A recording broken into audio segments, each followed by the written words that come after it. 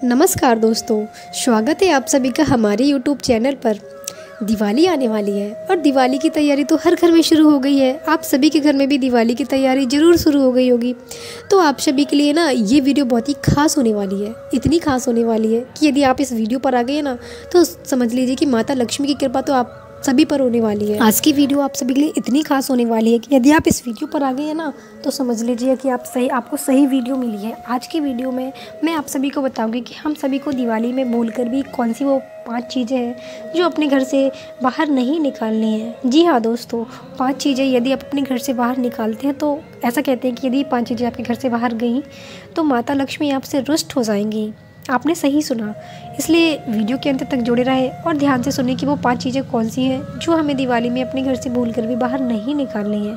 लेकिन उससे पहले आप सभी के लिए एक खास जानकारी बताना चाहूँगी मैं कि माता लक्ष्मी के जो आगमन का स्थान होता है, माता लक्ष्मी मुख्य द्वार से ही अंदर आती है। तो दिवाली में तो हर घर का कोना कोना साफ़ होता है, लेकिन अपने मुख्य द्वार को बहुत ही अच्छे तरीके से साफ़ करिएगा और उसको सुसज्जित कीजिएगा, क्योंकि जहाँ अच्छी पवित्रता होगी, शुद्ध तरीके से साफ़ सफाई होगी, माता लक्ष्मी वहाँ ज़रूर आएंगी। और हमारे शास्त्रों के अनुसार माता लक्ष्मी दिवाली में ऐसा नहीं है कि सिर्फ ये एक इमेजनरी काल्पनिक बात है कि माता लक्ष्मी आती हैं घर में। ये बिल्कुल सत्य और वास्तविक बात है कि माता लक्ष्मी दिवाली में घर में ज़रूर आती है। तो आपके घर का वातावरण इतना शुद्ध होना चाहिए, आपका घर इतना पवित्र होना चाहिए कि माता रानी आपके घर में ज़रूर आए। तो आपको अपना मुख्य द्वार बहुत ही अच्छे से साफ़ करना है और मुख्य द्वार पर आसपास ध्यान रखिएगा कि अधिकतर होता है कि हम लोग मुख्य द्वार के आसपास ही अपनी जूता चप्पल वगैरह रखते हैं, झाड़ू वगैरह रखते हैं। तो ये भूल कर भी गलती मत करना दिवाली में, तो ये बिल्कुल भी गलती मत करना कि अपने मुख्य द्वार पर जूता चप्पल बिल्कुल भी मत रखना, क्योंकि माता रानी मुख्य द्वार से ही आती है। यदि मुख्य द्वार पर ये चीज़ें होंगी तो माता लक्ष्मी उल्टे पैर ही लौट जाएंगी। तो इस बात का विशेष ध्यान रखना। और ना आप सभी को अपने घर में तोरण जरूर लगानी चाहिए। दिवाली का त्यौहार शुरू होते ही आप सभी लोग अपने घर में तोरण जरूर लगाएं और घर का जो मुख्य द्वार है उसे बहुत अच्छे से सजावट करें। माता लक्ष्मी की कृपा जरूर होगी। माता लक्ष्मी की जो चरण आते हैं ना उनके, तो अपने मेन डोर पर उनको लगाएं, या आप उनको हल्दी से भी बना सकते हैं, हल्दी कुमकुम से भी माता रानी के चरण बना सकते हैं। तो और चरण को ऐसे बनाना, या आप मार्केट से भी लेके आते जो आते हैं स्टिकर वगैरह, तो उनको घर की तरफ लगाना है कि माता लक्ष्मी घर की तरफ अंदर आ रही है, उस तरीके से ज़रूर लगाएं। और इस प्रकार से माता लक्ष्मी आपके घर में ज़रूर आएंगी और आपसे प्रसन्न ज़रूर होंगी। और चलिए चलते हैं वीडियो के मुख्य पार्ट पर, जो है कि दिवाली में 5 चीज़ें कौन सी हैं जो हमें भूल कर भी बाहर नहीं फेंकनी चाहिए। तो चलिए वीडियो में आगे बढ़ते हैं और आप सभी को बताते हैं कि कौन सी वो 5 चीज़ें हैं। तो सबसे पहले तो ना हमें दिवाली में पुराना शंख, जो हमारे मंदिर में पुराना शंख होता है, या आपको दिवाली की साफ़ सफाई में पुराना शंख कौड़ी मिलती है, तो आप सभी को अपने घर से वो पुराना शंख और कौड़ी को कभी बाहर नहीं निकालना चाहिए। क्योंकि कहते हैं ना, इसमें ना माता लक्ष्मी का ही वास होता है, स्वयं माता लक्ष्मी होती है।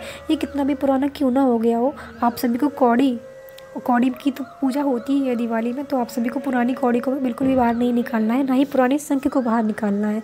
और दूसरी बात यह है कि यदि आपके घर में कोई कोरा लाल कलर का कपड़ा है जो आप यूज़ नहीं करते हैं, तो आप सभी लोग ये समझ के निकाल दें कि ये तो यूज़ में नहीं आता है, तो इसको बाहर निकाल दें। तो ऐसा नहीं करना, क्योंकि ये जो रंग है ये माता लक्ष्मी का ही प्रतीक है, माता लक्ष्मी को अत्यधिक प्रिय रंग है।